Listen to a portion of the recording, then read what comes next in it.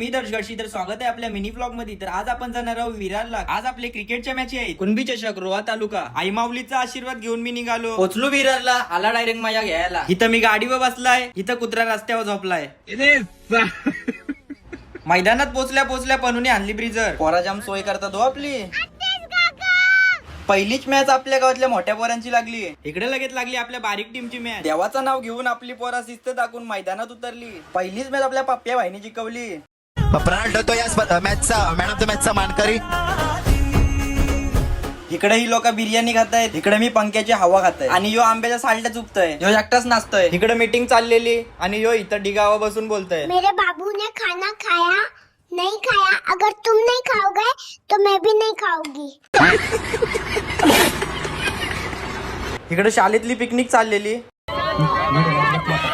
कुणबी चषक मध्ये माझ्या स्वतःच्या समाजाकडून झालेला सत्कार माझ्यासाठी एक केवळ सन्मान नसून ते माझ्या मेहनतीचे फळ आहे. प्रेम आणि आशीर्वादाबद्दल सर्व आयोजकांचे आणि मंडळाचे मी मनापासून आभार मानतो. दुसऱ्या राऊंडला आपली बारीक team हारली. We select our team, but you not selected, so you are 12 man.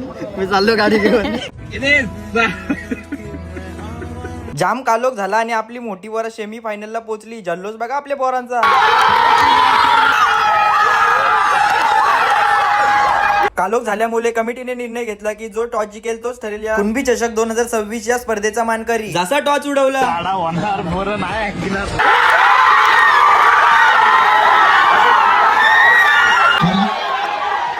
जिंकलेल्या संघाचे हार्दिक अभिनंदन.